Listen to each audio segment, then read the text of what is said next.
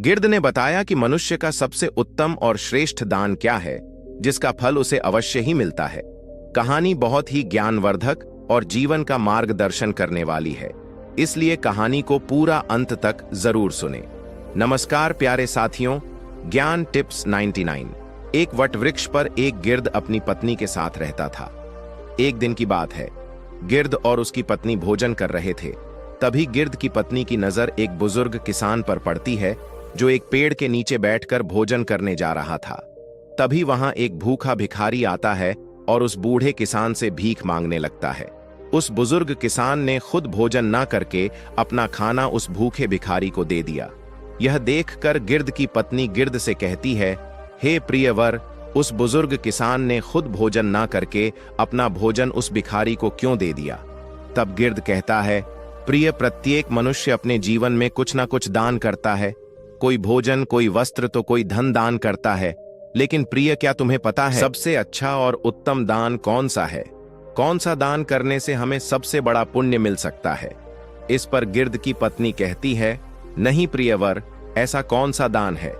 तब गिर्द कहता है, प्रिय, यह बात मैं तुम्हें एक कहानी के माध्यम से बताता हूं, जो न केवल प्रेरणादायक है, बल्कि जो भी कहानी को ध्यानपूर्वक अंत तक सुनता है, उसे इस कहानी से यह भी पता चलेगा कि सच्चा और अच्छा दान क्या होता है और इसका महत्व कितना बड़ा है। आगे गिर्द कहानी शुरू करता है और कहता है, प्रिय, प्राचीन समय की बात है। चंद्रपुर नामक किसी गांव में किशोर नाम का एक युवक रहता था, जो लकड़ी काटकर अपना जीवन यापन करता था। वह अपनी पत्नी के साथ साधारण जीवन जी रहा था। जलाऊ लकड़ी से होने वाली आमदनी पर्याप्त नहीं हो पाती थी, जिससे हमेशा उसके परिवार में भोजन और कपड़ों की कमी बनी रहती थी। एक दिन परेशान होकर गुस्से में किशोर की पत्नी उससे कहती है, कितने दिनों तक यह सिलसिला चलता रहेगा? ना कोई त्योहार होता है, ना कोई खुशी। क्यों इस लकड़ी काटने के काम को छोड़कर तुम नगर जाकर कोई और काम ढूंढ लो? कब तक हम यूं ही कठिनाइयों और गरीबी में जीवन बिताएंगे? कैलाश ने बड़े प्यार से उत्तर दिया, भाग्यवान, मैं हमेशा तुम्हारी बात मानता हूं, लेकिन मैंने पहले भी कहा है कि मैं यह गांव नहीं छोड़ सकता। शहर में यहां के जैसी शांति नहीं मिलेगी। और हां, मैं नहीं चाहता कि यह विषय हमारे बीच दोबारा आए। उसकी पत्नी ने कहा, ठीक है, जैसा तुम्हें सही लगे। खाना तैयार है, खाकर लकड़ी काटने चले जाओ दोस्तों। भोजन करने के बाद किशोर लकड़ी काटने के लिए जंगल की ओर निकल पड़ा। चलते चलते वह काफी दूर पहुंच गया। वह सोचने लगा, आज तो बहुत दूर आ गया हूं। मुझे एक बड़ा पेड़ चाहिए, जिससे आज अच्छी आमदनी हो जाए। लेकिन ऐसा कोई बड़ा वृक्ष नजर नहीं आ रहा। वहां एक पेड़ है, पर छोटा है। चलो, आज के लिए इसी से काम चला लेता हूं। किशोर ने वह पेड़ काटा और सिर पर जलाऊ लकड़ी का गट्ठर रखकर नगर की ओर बेचने के लिए निकल पड़ा। लेकिन नगर पहुंचने पर उसने देखा कि लकड़ी खरीदने वाला कोई नहीं था। वह सोचने लगा, क्या मुझे यह सारी लकड़ियां वापस घर ले जानी पड़ेंगी? तभी रास्ते में एक पंडित ने उसे आवाज लगाई, सुनो लकड़ी बेचने वाले, इधर आओ, ये लकड़ियां कितने की हैं? किशोर ने कहा, पंडित जी, आपको सारी लकड़ियां चाहिए या आधी? अगर सारी चाहिए तो कम दाम में दे दूंगा। पंडित ने कहा, मुझे सारी लकड़ियां चाहिए, लेकिन तुम्हारे बताए गए दाम पर नहीं। मैं सिर्फ अपने दाम पर ले सकता हूं।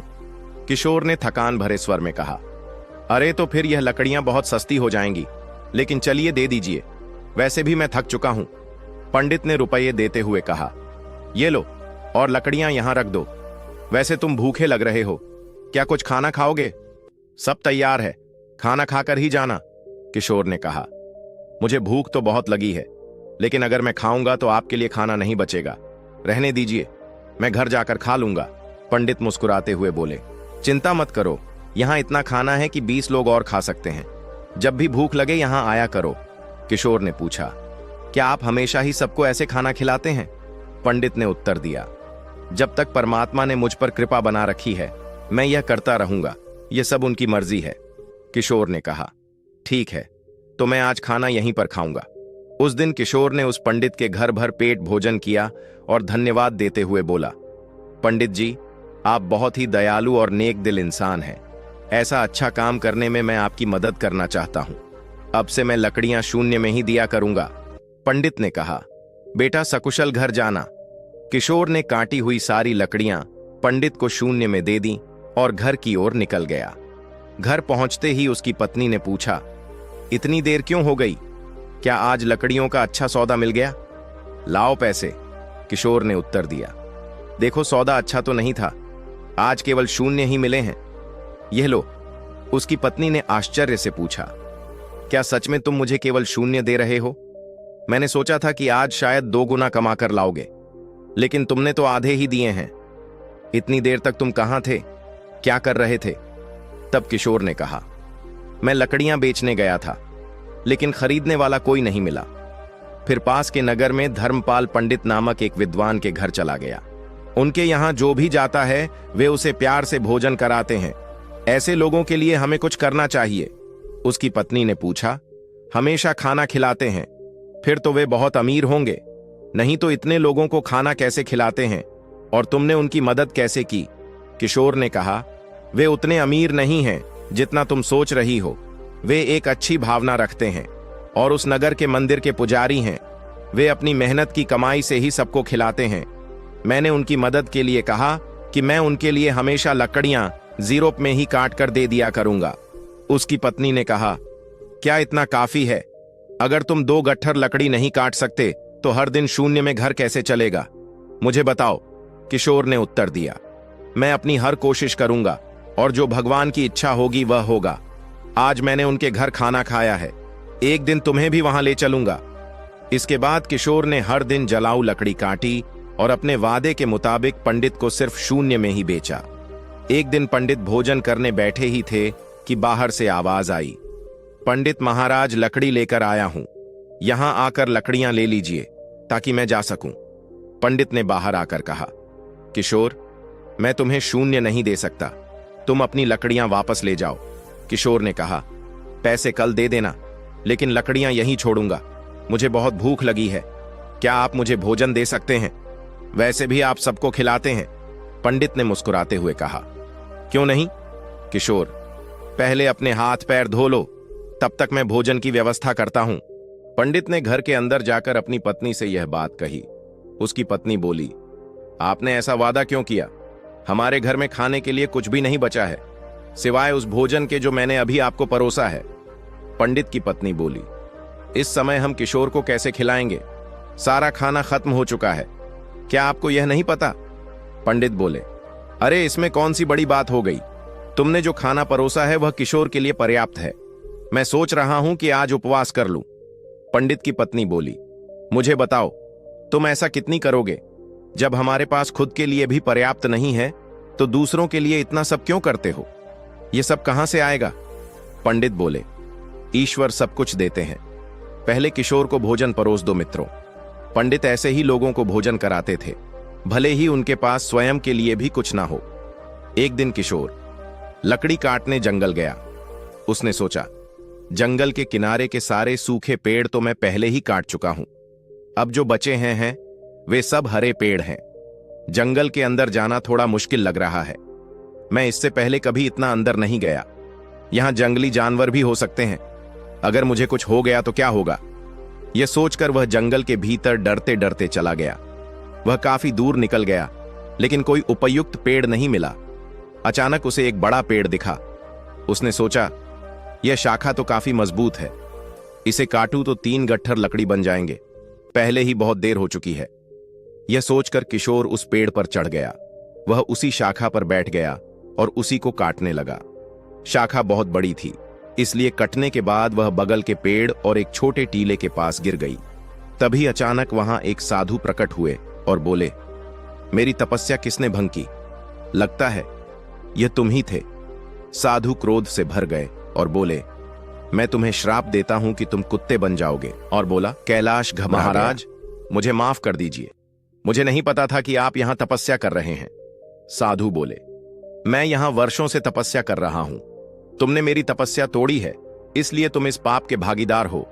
किशोर ने विनती की, महाराज, मैं रोज लकड़ियां काटने आता हूं और उन्हें बेचकर अपनी आजीविका चलाता हूं, मैंने जानबूझकर ऐसा नहीं किया, कृपया इस श्राप को वापस ले लीजिए। यह सुनकर साधु का गुस्सा थोड़ा शांत हुआ। तब वे लाश से बोले, मैंने जो श्राप तुम्हें दिया है इसे वापस लेना संभव नहीं है, लेकिन एक उपाय है जिससे तुम इस श्राप से मुक्त हो सकते हो? किशोर ने पूछा। कृपया मुझे उपाय बताइए महाराज, मैं इस श्राप से कैसे मुक्त हो सकता हूं? साधु बोले, तुम ऐसे 2 लोगों को ढूंढो जो सबसे अच्छा दान करते हो। उनके भोजन के बाद बचा हुआ एक भी दाना खा लेने से तुम्हारे श्राप का असर धीरे धीरे समाप्त होने लगेगा। जब तुम पूरी तरह सफेद हो जाओगे तब इस श्राप से मुक्त हो जाओगे। किशोर रोते हुए कहा, महाराज, मैं अपनी पत्नी का सहारा हूं। लकड़ियां बेचकर जो पैसे लाता हूं उससे हमारा गुजारा होता है। अब मैं कुत्ता बन गया हूं तो मेरा अब क्या होगा? साधु बोले, चिंता मत करो, ईश्वर मदद करेंगे। जब तुम्हारा श्राप टूटेगा तब तुम्हारा जीवन सुखी हो जाएगा, धन धान्य से भरा होगा और तुम्हें हर कष्ट से मुक्ति मिलेगी। यह कहते हुए साधु वहां से चले गए। किशोर साधु के श्राप के कारण कुत्ते में बदल जाता है। इसके बाद किशोर श्राप से छुटकारा पाने के लिए यात्रा पर निकल पड़ता है। वह सोचने लगता है, जैसा साधु ने कहा, मुझे सबसे अच्छा दान देने वाले कहां मिलेंगे? मेरी समझ में कुछ नहीं आ रहा। हां पंडित जी, वह बड़े ही उदार और नेक दिल व्यक्ति हैं। अब मैं सबसे पहले उन्हीं के पास जाता हूं। किशोर कुत्ते के रूप में पंडित के घर पहुंचता है। पंडित अपनी पत्नी से कहते हैं, चलो, अच्छा हुआ, आज मैं बिना किसी बाधा के सभी मेहमानों को भोजन खिला पाया। सच में भगवान की कृपा है। पंडित के भोजन कर लेने के बाद उनकी पत्नी ने बचे हुए भोजन को बाहर फेंक दिया। किशोर कुत्ते के रूप में वहां पहुंचा और पंडित के बचे हुए भोजन को खा लिया। खाना खाते ही उसका आधा शरीर सफेद हो गया। किशोर खुशी से कहता है, मुझे पता था कि पंडित जी बहुत ही दयालु व्यक्ति हैं। मुझे आधे से मुक्ति मिल गई, लेकिन पूरी तरह मुक्त होने के लिए मुझे किसी और को ढूंढना होगा। यह सोचते हुए किशोर आगे बढ़ता है। वह कहता है, अगर मैं इस श्राप से मुक्त हो गया तो मैं सुख, समृद्धि और शांति के साथ जीवन जीऊंगा। इतना कहकर किशोर दूसरे व्यक्ति की तलाश में निकल पड़ता है। एक दिन वह मोहन नाम के एक युवक को हल जोतते हुए देखता है। किशोर कुत्ते के रूप में उसके घर के सामने बैठ जाता है। तभी राम नाम का एक व्यक्ति वहां से गाय लेकर जाता है। वह कहता है, मोहन बहुत ही नेक इंसान है। वह सिर्फ मुझे ही नहीं, कई और लोगों को भी गाय दान कर रहा है। ऐसे व्यक्ति को आशीर्वाद मिलना चाहिए। किशोर यह सुनकर सोचता है, वाह, आज मुझे श्राप से मुक्ति मिल जाएगी। मोहन भी पंडित जी के जैसे ही दयालु होंगे। अब देखता हूं वह कब भोजन करते हैं। किशोर वहां बहुत देर तक इंतजार करता है। मोहन ने जब भोजन किया और पत्तल को बाहर फेंक दिया तो किशोर तुरंत उस पत्तल पर बचा हुआ खाना खा लेता है। लेकिन यह देखकर वह हैरान रह जाता है। वह कहता है, अरे मेरे शरीर का रंग नहीं बदला। मोहन ने तो गाय का दान भी किया था, फिर भी यह क्यों नहीं हुआ? मुझे कुछ समझ नहीं आ रहा। थोड़ी देर बाद किशोर वापस पंडित जी के घर के बाहर आकर बैठ गया। वहां उसने 2 युवकों को बातचीत करते हुए सुना। पहला युवक बोला, अरे भाई, आज मोहन ने फिर गाय का दान दिया। दूसरा युवक बोला, हाँ, वह चाहे कितना भी बड़ा दानी दिखे, लेकिन हमेशा नगर के बाहर वालों को ही बुलाकर दान करता है। सच जानोगे तो हैरान रह जाओगे, उसकी सारी गाय 2 महीने से ज्यादा दूध नहीं देती। पहला युवक चौंक कर बोला, क्या अगर वह ऐसा करता है तो उसे अवश्य ही पाप लगेगा। हमारे राजा की तरह कोई और नहीं कर सकता। वह एक महान दानी है। 1 हफ्ते खाना बांट रहे हैं और कल आखिरी दिन अन्य दान के साथ वस्त्र दान भी करेंगे। राजा खुद वहां सबके साथ 1 हफ्ते से खाना खा रहे हैं। कभी उनके जैसा परोपकारी देखा है? कहीं? अरे यह तो कुछ भी नहीं। उन्होंने हमारे नगर में अच्छी सड़कें बनवाई हैं, हर जगह कुएं और तालाब खुदवा दिए हैं। सच में उन्होंने हमारे लिए बहुत कुछ किया है। ऐसा धर्मात्मा मैंने कभी नहीं देखा। यह बातें सुनकर किशोर बहुत खुश हुआ। उसके मन में विचार आया, चलो, अब तो तय है कि मुझे मेरे श्राप से मुक्ति मिल जाएगी। मुझे तुरंत राजा के पास जाना चाहिए। वह राजमहल में नहीं बल्कि लोगों के साथ खाना खा रहे हैं। इस अवसर का लाभ उठाना चाहिए। अगले ही दिन किशोर उस जगह पहुंच गया जहां राजा भोजन करा रहे थे। वहां उसने राजा को कपड़े बांटते हुए देखा। वह सोचने लगा, राजा कितने महान हैं। वह भोजन देने के साथ साथ सभी को वस्त्र भी बांट रहे हैं। मैं जिन अच्छे लोगों को ढूंढ रहा था, निश्चय ही यह वही व्यक्ति है। मुझे उनके भोजन के बाद इंतजार करना होगा। राजा के भोजन करने के बाद सैनिक उस पत्ते को बाहर फेंक देते हैं जिसमें राजा ने खाना खाया था। यह देखकर किशोर वहां गया और उस पत्ते में से बचा हुआ खाना खा लिया। लेकिन यह देखकर वह चौंक गया। उसने कहा, अरे यह क्या? इतने महान दानी राजा का भोजन करने के बाद भी मेरा रंग नहीं बदला। यह श्राप तो किसी दूसरी वजह से लग रहा है। तुरंत उस साधु के पास जाना चाहिए जिन्होंने मुझे यह श्राप दिया। किशोर उस स्थान पर पहुंचता है जहां साधु मौजूद थे। वह साधु को प्रणाम करता है। साधु उसे निराश देखकर पूछते हैं, क्या हुआ किशोर? ऐसा लगता है कि तुम्हें अभी तक केवल एक ही सही व्यक्ति मिला है। तुम्हारा केवल आधा रंग ही बदला है। क्या तुम्हें और कोई नहीं मिला? श्राप मिले हुए भी काफी समय हो गया। किशोर कहता है, महाराज, पंडित जी का खाना खाकर मैं आधा ठीक हो गया। इसके बाद मैंने उनसे भी बड़े दानी लोगों को देखा, लेकिन उनके खाने का कोई असर नहीं हुआ। साधु थोड़ी देर रुककर बोलते हैं, इसमें आश्चर्य की बात नहीं है। उनके कर्मों का वास्तविक स्वरूप जानना जरूरी है। आगे किशोर कहता है, इसके अलावा हमारे नगर के राजा बहुत धर्मी हैं। एक हफ्ते तक राजा ने सभी को भोजन कराया और वस्त्र भी बांटे। इतने धर्मप्राय व्यक्ति द्वारा खाया हुआ भोजन खाने के बाद भी मैं श्राप से मुक्त नहीं हो पाया। इसमें कुछ रहस्य जरूर है। मुझे कुछ समझ नहीं आ रहा है। महाराज, कृपया आप ही बताइए। साधु ने कहा, किशोर, जिन जिन लोगों को तुमने देखा उनमें से किसी का दान सच्चा दान नहीं था। मोहन ऐसी चीजें दान कर रहा था जिनकी उसे कोई जरूरत नहीं थी। अगर उसे उनकी जरूरत होती तो वह उन्हें कभी दान नहीं करता। और राजा जो कुछ भी देता है उसे दान नहीं माना जा सकता, क्योंकि वह खुद नहीं कमाता। वह तुम्हारे जैसे लोगों द्वारा दिए गए राजस्व का उपयोग राज्य के लोगों पर करता है। साधु ने आगे कहा, कल के दान में जो भोजन और वस्त्र बांटे गए वे भी राजस्व से ही आए थे। इसीलिए राजा द्वारा किया गया दान दान नहीं माना जाएगा।